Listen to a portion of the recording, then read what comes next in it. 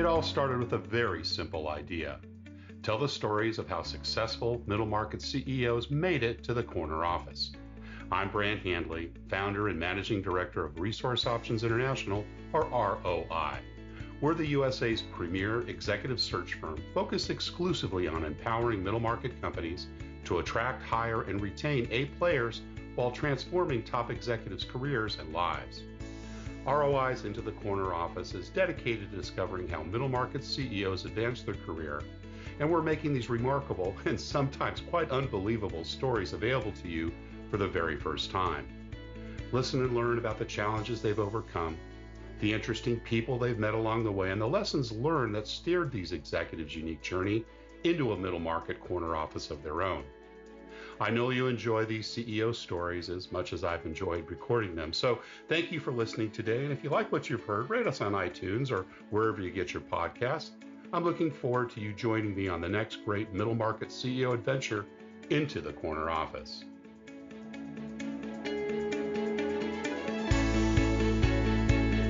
Today, my guest is Harish Goyal, Essel Group Chief Executive Officer of Health and Wellness and Managing Director of the Varia Lifestyle Retreat in the Catskill Mountains in upstate New York. Harish is a veteran in the media and telecom industry with more than 2 decades of in-depth understanding related to media, telecom, infrastructure, health and wellness, consumer durables, and electronics. He has led multiple new startups, streamlining operations and capitalizing on organizational strategies, thus achieving exponential revenue growth across all industries and global markets from which he's touched. Harish has accomplished multifold increase in business turnover while superseding performance, including planning, executing, and launching of new products and businesses, leading transforming businesses based in the US, Asia Pacific, and Africa. And he has a special love and passion for business growth in all of these markets. He is an IIFT alumna and a Bachelor of Engineering in Electronics from Nagpur University. Harish Goyal, welcome into the corner office. Good morning, Brent. Thank you for having me today. It's good to have you here. And we spoke a couple of weeks ago. You've had such an exciting career and worked in so many different industries as we get from your bio, and interested to talk about that. But we always like to start in the beginning. I know that you're an immigrant and would love to hear about, your early days growing up in India. Tell us a little bit about your early family life, what mom and dad did, brothers and sisters, that kind of stuff. Thanks, Brent, for starting from the childhood. I'm born in India, in north of India, near to Himalayas, from a small town. My family is of lawyers, so my dad is a senior lawyer, and 2 of my brothers are also lawyers, and Ah, then the children of my both brothers are also lawyer. I'm the only one who actually decided to. not go down that path, huh? Well, too many lawyers in the family is probably not a good thing. But I am a engineer and MBA, and yeah. So actually, the in the small town, in my early years, it was little, not little, I would say quite different from the modern age. I imagine. Yeah. How so? What were some of the key differences? Technology wise, my village, my town was my town, and my maximum reach and thought used to be to go to a bigger city. But until I was 15 years, I never went to a bigger city. All right. And there were not too many choices. Entertainment was easy. In 1980s, we got the television launched in India, Wow. and before that, it used to be the big screen cinemas. In terms of food choices, it used to be always, traditional Local Indian food. Yeah. food with Yeah. very few choices. And so it was, the life was simple, I would say, and Hmm. it the days were as happy as modern days with that simplicity. Well, we didn't know at that time, right? In terms of what you grew up with, and it sounds as if you had a nice supporting family. How many brothers and sisters in total? I have 2 brothers and 1 sister. 2 brothers and 1 sister. Great. And did mom work in the home, or was she also Uh, professional? Ladies in those years were the homemakers, Yeah. and Yeah. until I would say 20 years back, when things started to change a bit. Right, right. So you grew up in the Indian school system. Now, I know it's modeled somewhat after the British system, given that you were a colony for so many years. Was it public and private schools as well? You know, what path did you go down during those days? So the schools at that time were the public schools, but they used Hmm. to be run by the charity funds. Oh, The private schooling was not existing in the small towns during that time. It was okay. not a business. Schooling Yeah, was not a business in those years. yeah, yeah. Right. Got it. And did you always intend to go to college? Was that something that was expected to you, particularly with all the lawyers in the family? Uh, it was my dad made it very clear to all of us in the very early years of our life that he is not a businessman. If we Hmm. study, we will do well, but he won't be able to support us if we decide to do anything else and we decide not to study well or do well in studies. So then you'd be on your own if you didn't do it. Is that kind of the implication that he expected you to go through and get a higher Yeah, it is education? conveyed that way, but then Yeah, mostly Indian parents take care of their kids. of Kids course. remain kids in their mind always. Well, I think that's true with our children too, isn't it? Right? You know, even Yeah, yeah. once they reach adults. And were you a good student in school in those primary and secondary years? So the definition of goodness was very different in my age. Yeah. The definition of goodness was how well are you scoring in the class. Right. Um, Right. and that definition used to be always getting tougher always. Once you are among the top five, you have to strive for among top three, and once you are in top three, you have to Right. strive for number one. Very um, competitive. Yeah. yeah. Yeah. What about outside activities? I know cricket's a very popular sport, and others there. Did you partake in sports or other types of events, speaking events, music, theater? So you got it right. Actually, cricket was one thing that I had grown up playing, and I still do that. That's one and the only thing I You do still apart play. You from. still play cricket today. I still play cricket. I'm going to India That's next week awesome. to play cricket, actually. Oh, fabulous. Oh, that's great. That's great. Well, it's a very confusing sport to us Americans because it looks like baseball, but it couldn't be more different. That's the closest to baseball, and we love playing baseball also. What about entrepreneurial things? Were there any pursuits that you had as a student? I think it's a little different in India. But if you're really expected to just be a student, right, during those years, or were there That's things that right. you pursued entrepreneurially? That's right. So until Yeah, we graduate or post-graduate, so parents support us throughout that journey. So which right, means right. we don't get a opportunity to work during the schooling time or during the college time. So Even during university. Yeah, right. As yeah, you said. Yeah, even until I graduated and did engineering, that's only time when my job started. yeah, And also, it's different in India with 1.3 billion people. I think, the working class and the student class has been differentiated. uh, right, s- right, right. Still it is differentiated differently. So you received an engineering degree, you mentioned, and I think you went on to do your master's. Did you do those back to back, or was there Yeah. some work in between? What's kind of the process there?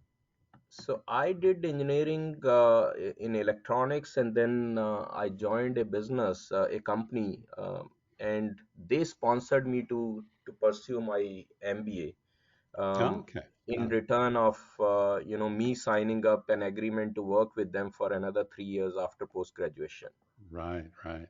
And what was that company? What was that first job you took coming out of My college? first job was a company called Cosmoferites, and they used to deal in electronic components. Okay. Um, they are still the biggest in India in that particular field. Manufacturer, distributor, both? They are manufacturers and Manufacturer. exporters. Yeah, got it. And you were in a marketing role, I think, right? Isn't that how you got I started? started as a quality control engineer there, Okay, but then very fast they pulled me into first application development, wherein I needed to interact with the customer, and then into marketing and eventually in sales. right, right. You spent a good number of years there, 15, 16 years, I think, right? I was there for 15 years. That was Yeah. my longest stint. Yeah, yeah, great. What did you like most about that first job? Did you feel the company gave you, certain foundational things that you took away? Were you having fun, enjoying it, or was it just kind of the norm? You joined a company and you stayed there. This was actually, my most enjoyed role because, Hmm. I was learning a lot Yeah. during those 15 years. No day I came back without learning new thing, and I was growing very fast in that environment. I think Indian economy was doing very well when I started working, This is and back in the 90s, I think, right? yeah, Or 90s, 90s and and into early so those were 2000s. really, glorious years, and life was simple. Technology was happening, and I was looking into international markets, so which means I got a lot of good exposure. I have traveled to 100 plus countries so far. Half of the Wow. world I have Wow. traveled, and some of the countries I have traveled like 100 times. Yeah, fabulous. And what was the first time you started managing people? Was it in the first row, first job there, first role, Yeah. or did that come a little later? Right after 4 years, actually, I Yeah, once I became a manager, I had a big team to manage, and it was right. a production setup. So, I mean, managing people started very early in my life. I Yeah, was yeah, fortunate, I would say that way. yeah. Were you managing people about the same age as you, older, younger? Mostly older than me, Yeah. because I started working so I was a manager at age of 24, Wow, very and young. Yeah, most of people actually used to start working at that age, 20, right. 25. So I had like 80% of my team was elder to me. Some were double my age that time. Yeah. What were some of the early lessons you learned in those early management years? First was people is the most complex thing, and once Hmm. people issue is sorted, anything else is easier. And Yeah. second, life has to start from basics always. We don't have to complicate or complex the thought process. Every time there is a issue, we go back to the basics and we found the root cause and the solution Hmm. in the basics. Yeah. Can you share some examples maybe of those early years where, you had some challenges with regards to, kind of learning those lessons? So there was one time we were trying to develop a product that was used in TGV French trains uh, Yeah. The for TJ, the there was charging. the fast train, the train The fast vitesse, right? trains in Yeah. Yeah. France, and In France. the our factory was in the foothills of Himalayas. It was on the uh, right up the valley, Oh. and we needed to press this big part, which was like needed a pressure of 300 ton, which from a press, Wow. which means it used to do 300 tons of one, and then go back and dump again. And then someone told me that if we continue doing this, maybe this entire building will fall in the valley. Oh my goodness. Right, because that kind of pressure between two walls can be difficult. And it was a fairly high elevation, right? You're in the Himalayas, Yeah, so I'm assuming you're in the foothills right, there, right? right. Oh And goodness. So what I was happened? an electronics engineer, so the moment Yeah. someone actually scare you with these things, it remained. I did not sleep that night. Next day morning, I went back to the Uh, people, and by that uh, time, I had a order in my hand for delivery. And I spoke to many people. Most of them continued looking and saying that, yes, I think we believe that this building will not sustain this pressure if oh my you gosh. produce so many parts. Uh, Eventually, I spoke to the senior guy, the experience. I always sometimes now say that there's no shortcut to experience. So that guy right. had actually, been in the press for about 15-20 years. I asked him one to one. um, I said, look, do you really think that this thing will fall?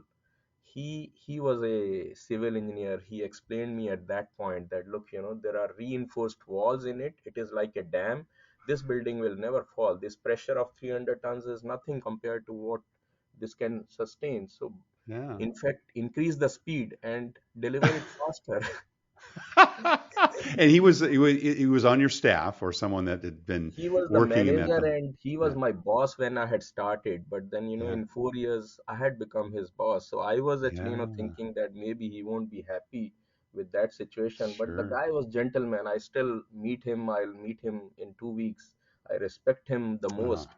for that one thing that he Isn't that clarified to me, amazing? that don't be Yeah. scared of anything. Yeah, yeah, that's fabulous. That's great. Oh, I love that. So you worked in India for a number of years, I think well into the 2000s, and then went to South Africa of all places. So tell us a little bit about that transition. What brought you to moving to that continent? So I always say that like everyone else, I also resisted change. I never Mm, wanted to leave India. And yeah. because I had international assignment all the time, so I used to travel out of India, come back to India, and 6 months outside or 5 months outside, 7 months in India. Till the current boss and chairman of Essel Group, he got me in the television business, and he he is a visionary, and I really, he's the one I look up to whenever there is any confusion or anything. Yeah. And he just said that there is a unfilled vision in Africa, just go there and do it. And I Hmm. went there, lived there, and that then was my best assignment outside India, I would say. Yeah. Tell us about Z Entertainment, because I know you've been working and affiliated with them for a number of years. Who are they? What do they do? And for those of us that aren't maybe familiar too much with the entertainment media market in India, what kind of Z an influence are they? Entertainment, it's a like Hollywood in America, there is Bollywood in Right. India. So Z Right. Right. Entertainment is the first and the biggest private satellite channel, um, uh, Okay. which So they're started. a broadcaster. Are they a content creator as well? They are broadcaster, content creators. Yeah. Every day, 100 hours of content is created to run 80 television channels in Wow. India and outside India. And Wow. they have got 1.3 billion viewers globally. Yeah. It's a big setup. And so I managed the Africa business for about 5 years, and then I managed Asia Pacific along with Africa for another 2.5 years. So 7.5 years I managed that business of Asia Pacific and Africa, being Yeah. based in South Africa and then in Singapore. Before coming to America a year and a Right. half back, I was in Singapore. What attracted you to Z Entertainment in the first instance? So I don't watch TV. I know. I remember you telling me this, Yeah. when we spoke. I said, "How could you work for a media company and not get engaged with watching TV?" I love it. I had an interesting conversation with the chairman, Dr. Chandra, when he met me first for this business. And I told him that, look, I don't watch TV. So I remember his classic answer. He said, I have got a lot of people and a big team and hundred of thousand hours of experience of people having the television experience. So I need someone who can do blue sky thinking and who can Mm, run it like a business.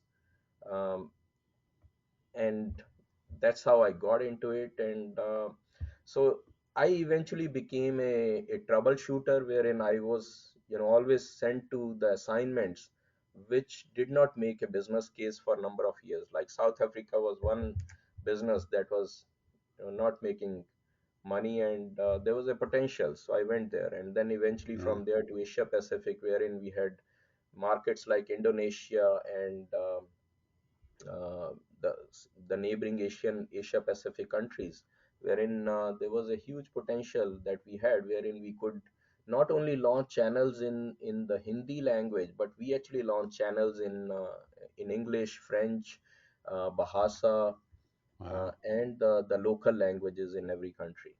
Yeah. Yeah.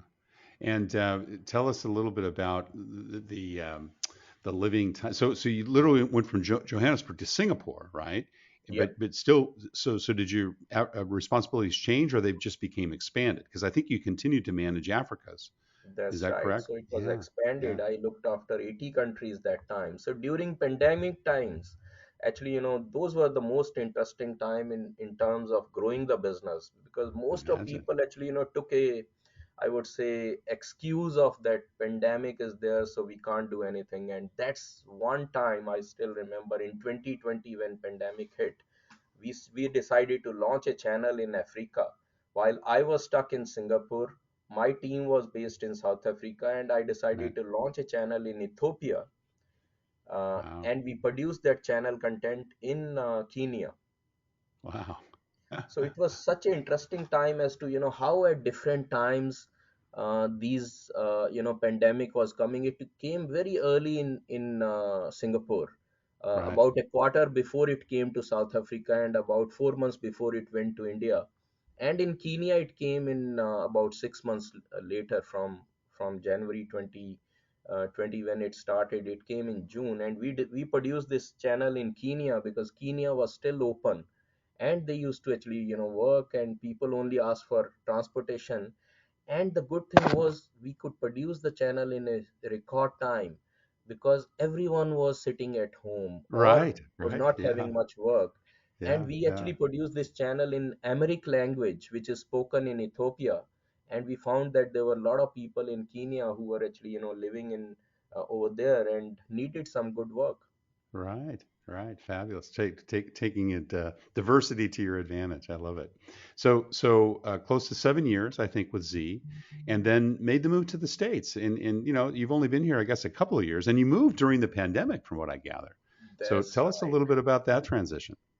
So we have this beautiful health and wellness resort called Yovan Longevity and Health Resorts in Monticello, upstate New York. And this was closed during pandemic. Right.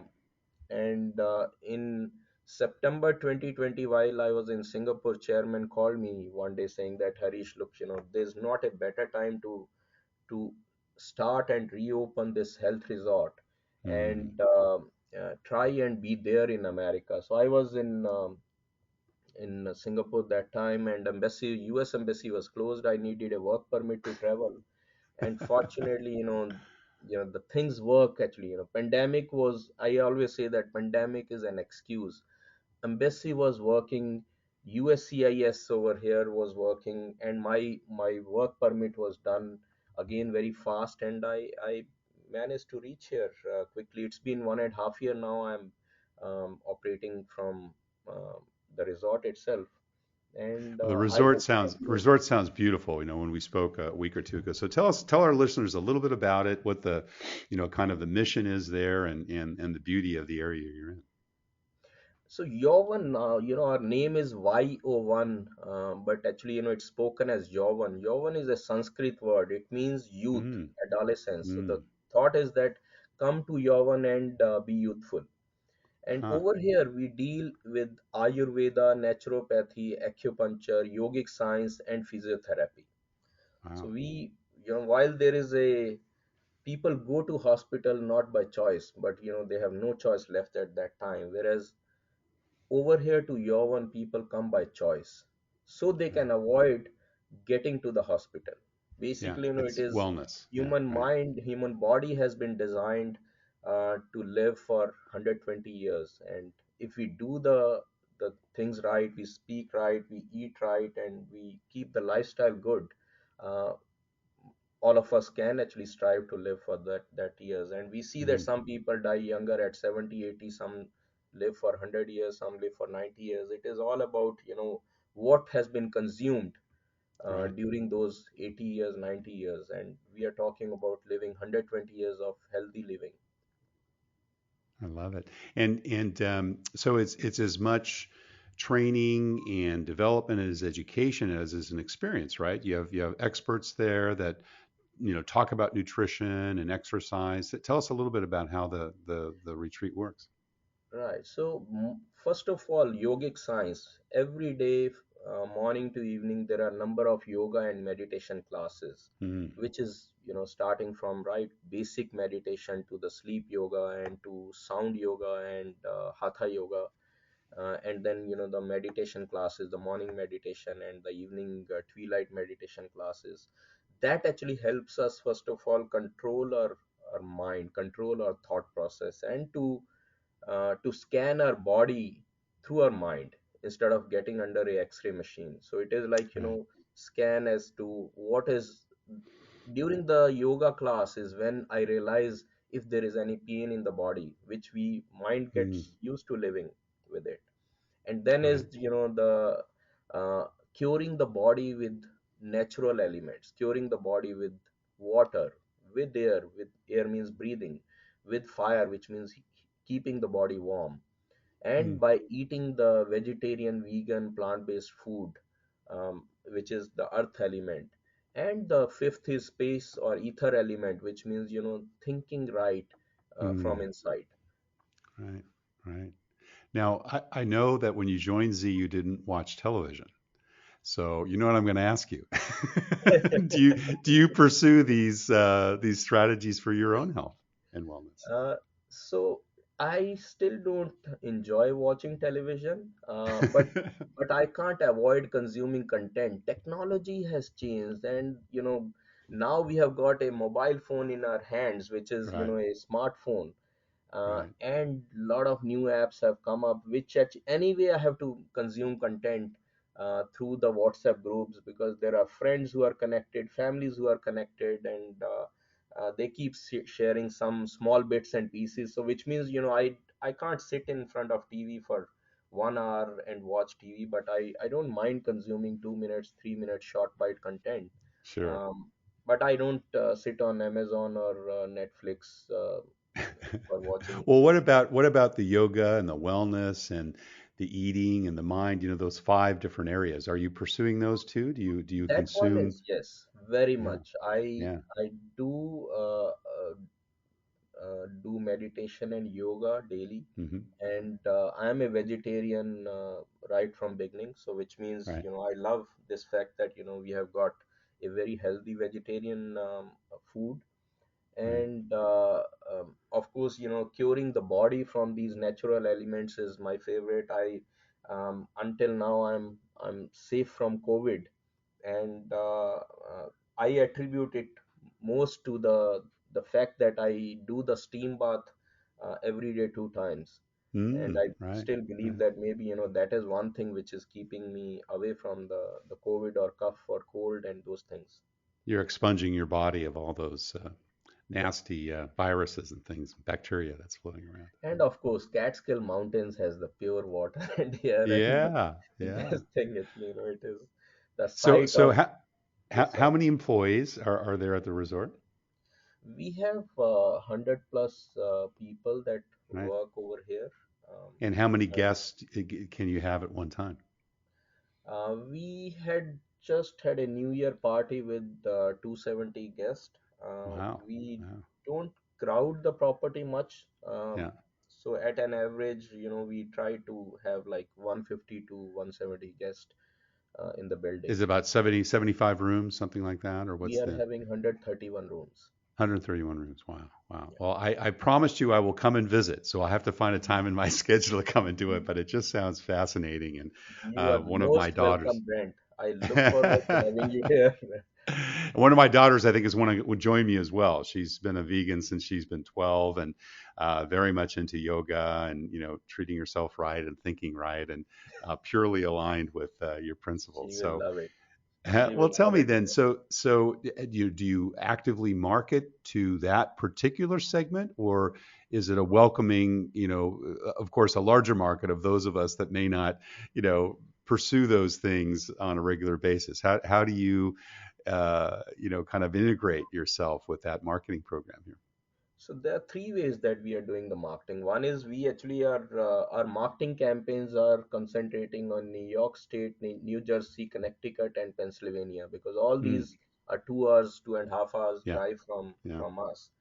right, Um, that's one. Second is, of course, promoting on the OTAs, like Booking.com and Expedia and all these, so they can send the guest over here. And right. third is we specifically market in the, to the yoga lovers or the people who are actually in this specific field, and they organize retreats over here.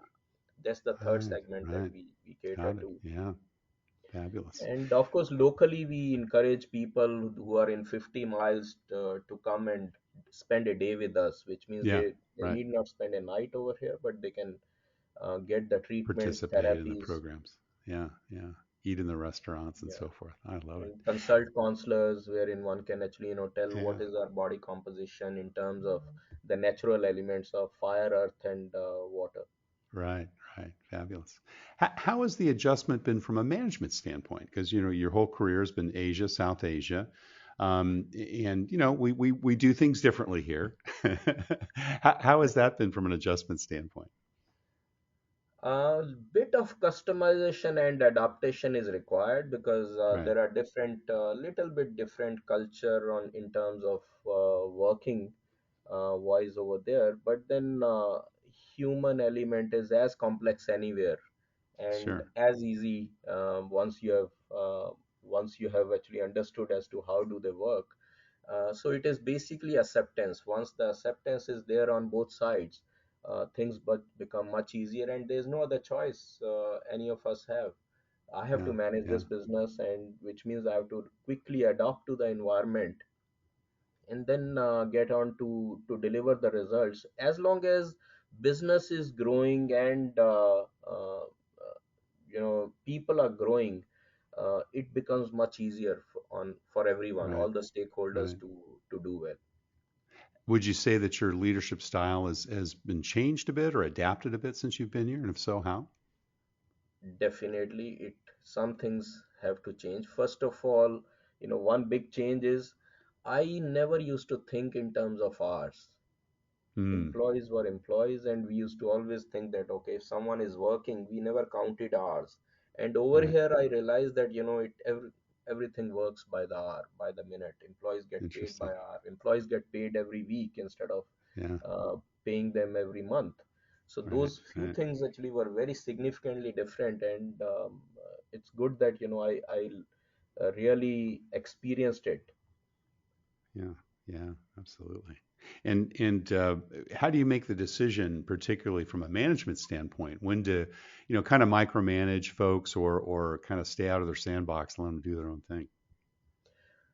So, depending on the situation, some of the areas which are neglected and don't get the attention of the team and the managers, I do personally get into it, and at time I have to micromanage it till it Hmm. becomes in the attention of the team. Right. And Right. those which are actually stable and doing well, actually it is best left to the supervisors and managers and let them manage it, and they come to me only if there is any decision which they think needs my attention or my involvement. Right. Right. Right. Cool. What do you think is most kind of unusual or unique about the company culture there? Over here everything is involves or revolves around the health, Yeah. around the Yeah. wellness. So it is actually one business wherein people are not sitting on computer. It's a unique 100 plus employees, and other than I think two people or three people, 95% of the staff is actually not really um, having the electronics that they deal with Right. every day. So that is Yeah. something very very different Very compared to different. all my Yeah. other assignments. Yeah. Yeah. Huh. And has that been an adaptation for you too, in terms of, kind of how you communicate? I suppose there's a lot more of the walking around, right? And checking in on people and seeing how they're doing. Is that how you do it differently, given that they're not connected to the electronics and on their computer as you would mostly have employees at your So past mostly, assignments? we have a 15-20 minute standing meeting in the morning, Okay. Yeah. wherein supervisors or the managers, we speak to each other, and then it's not that we don't have the electronics with us, or we don't have computers, or we don't have mobiles or the walkie talkies. We have all. Yeah. So if need be, we do connect. We do send Right. text or SMS or WhatsApp messages to each other and get the things sorted. Because a Yeah. lot of my staff also is not everyone based in resorts. Some people are in New Jersey and New York. Right, right, right. Yeah, so you reach out to them. You've been obviously doing some hiring and relaunching, of course, as we've come out of the pandemic. What do you look for when you're making bets on the people you invest in and hire? So first of all, we actually look for employing the staff who has a kind of mind of serving the human mind, Hmm. mankind. That Yeah, is the yeah, one criteria that we always look for. So we are not really going after a lot of qualification or what the person has done in the previous assignments. We always actually ask one basic question from the candidate, that will you love doing this Yeah, job? right. Or we always say, okay, you have not done it before because there's no other health resort you may have worked, or there are not too many health resorts we have in this part. So but are you happy to learn, and do Mm, you have that ability and mindset to make sure that the guest and people you are dealing with are happier when interacting with you? yeah, yeah. Love that. Love that. Do you have a special question that you like to ask to kind of get at that? Because it's easy for people to say yes or no, I do that, but how do you kind of dig under the surface to really see if they're genuine with regards to that particular commitment? Most of the time, actually, I always say that it's as much as a risk of involved in employing or hiring a person as much as the person has. So the risk lies on both ends, and Very true. Yeah. our risk taking ability is high. I believe, on the other hand, individuals' risk taking ability is not always so high. Right. Right. So, Right. I always say that, look, you are answering this for yourself, and you are working as much as for me, but you are working for yourself and for, managing your family. So be very sure that you want to take it. If you say yes under pressure today, and after Right. 1 week you actually, don't enjoy it, then probably, it won't be a good association. Good fit for you. Yeah. Yeah. No, that's good. Because I enjoy my work. I have worked in different industries. I started as a technologist from the engineering background in electronics, then to the marketing international business of consumer durables, then to the infrastructure business, television, and then media, and now health and wellness, running a resort. So these are very different, but the fact Right. that I enjoy working and learning it, every day when people throw a challenge or say that, look, this is an issue, I love learning it and I enjoy Mm, my work. My work is not a yeah. burden on me. My work is, when I go to bed, I don't take more than 5 minutes to sleep, because I know that I have given my best during the day, and I'm Yeah. tired enough to now take rest. Right. I love it. Well, listen, Harish, we're almost out of time. It's been a very enjoyable conversation, but we always have one last question we ask all our CEO guests, and that's what kind of career and life advice would you give to someone that maybe has their eyes on the corner office or, looking at becoming a leader in their own respective industry? What would you guide them with? First, and the only thing I always say is that believe in yourself. Mm, People won't believe you, but you must believe in yourself. right. If you have a faith in yourself, I have faith in myself, we will do well. It's only Mm, when we are doubtful that we are not confident. And of course, there is, earlier I said there is no shortcut to experience, but sometime I say that yes, there is a shortcut to experience. Work with experienced people, work with, mm. there's always, if I need an advice, I go to my chairman who has actually 25 years more experience than me, and the wisdom I get from him whenever I am confused is immense. Or the manager that was on the Himalayan building, right? You went to the most experienced guy to find out whether or not you'd have a problem. Perfect example. Yeah. Of course, actually, sometime we always take the issue. As I said, its solution always lies in the basics. It doesn't lie in the complex thought process. Right. Right. Fantastic. Well, this has been a very enjoyable conversation. Thank you so much for your time. Harish Goyal, CEO and Managing Director of Real Lifestyle, part of the Essel Group. Thank you for sharing your journey into the corner office. Thank you so much, Brent, for having me, and I enjoyed as much as in speaking to you uh, as I hear from you. Thank you. Hope to see you there soon. See you soon. Thank you so much. Good day. Bye bye. Thank you for listening to Into the Corner Office with Brant Hanley. We hope you enjoyed hearing our guest CEO story as much as we did. If you want to hear more CEOs reveal their journey into the corner office, please subscribe via iTunes and tell your friends and colleagues. For For more information about Brant, Resource Options International, and the mighty middle market, visit www.goforroi.com. We look forward to having you join us for our next episode.